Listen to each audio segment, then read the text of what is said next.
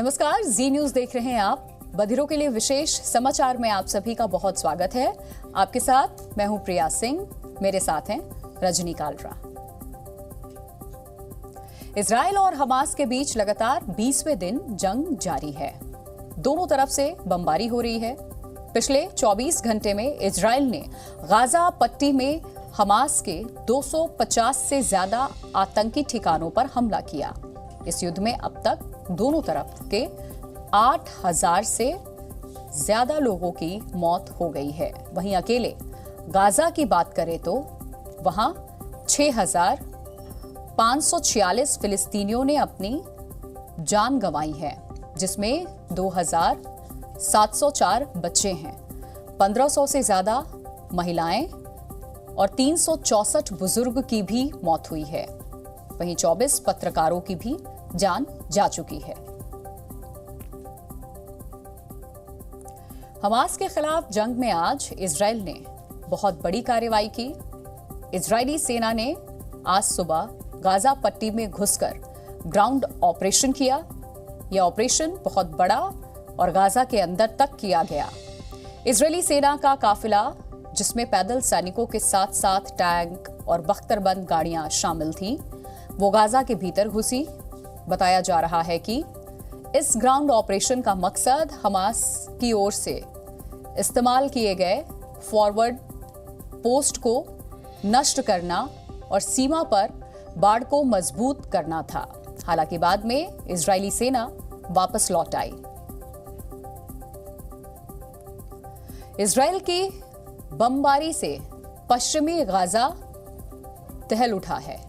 Hamas के ठिकानों पर इजरायली वायुसेना के फाइटर जेट्स ताबड़तोड़ बम बरसा रहे हैं।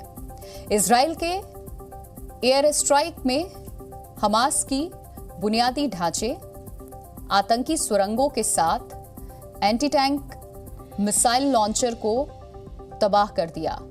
वहीं इजरायली सेना अब युद्ध को अगले चरण में ले जाने की तैयारी कर रही है। बस सरकार के आदेश का सेना इंतजार कर रही है। हमास का हमदर्द बना हिजबुल्लाह पर भी इजरायली सेना कहर बनकर टूट पड़ी है। लेबनान बॉर्डर पर इजरायली डिफेंस फोर्स और हिजबुल्लाह के आतंकियों के बीच गोलीबारी जारी है। वायुसेना ने हिजबुल्लाह के निगरानी चौकी को निशाना बनाया।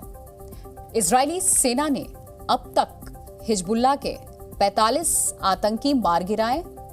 ये जानकारी खुद आईडीएफ ने दी।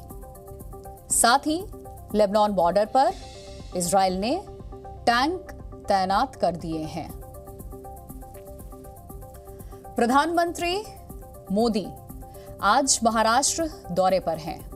पीएम मोदी ने शिरडी में साईं मंदिर में पूजा की।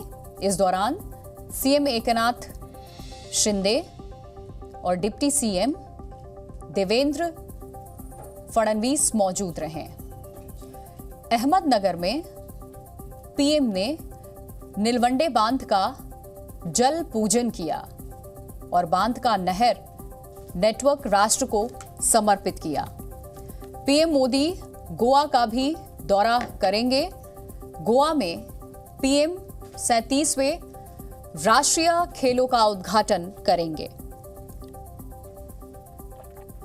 रामलला की प्राण प्रतिष्ठा को लेकर पीएम को मिले निमंत्रण पर उद्धव की शिवसेना के नेता संजय राउत ने निशाना साधा।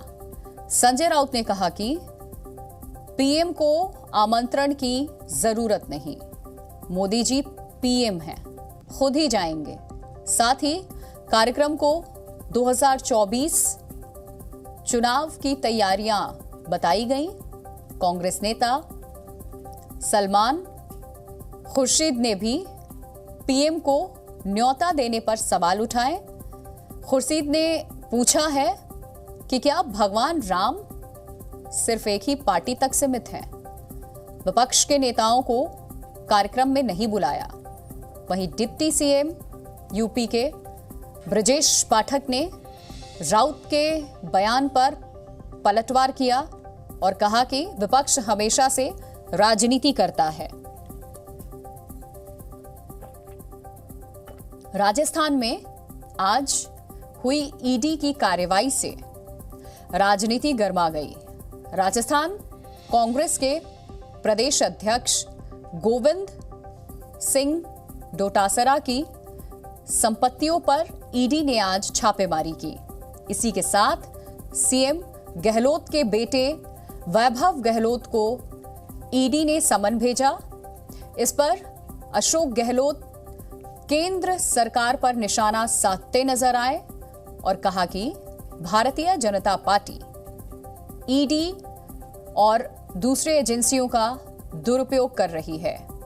मोदी सरकार ये नहीं चाहती कि गरीबों, किसानों और महिलाओं को कांग्रेस की गारंटी का फायदा मिले, इसीलिए छापेमारी की जा रही है। बिहार के बेगूसराय में कल दुर्गा प्रतिमा विसर्जन के दौरान पथराव के बाद तनाव अब भी बरकरार है।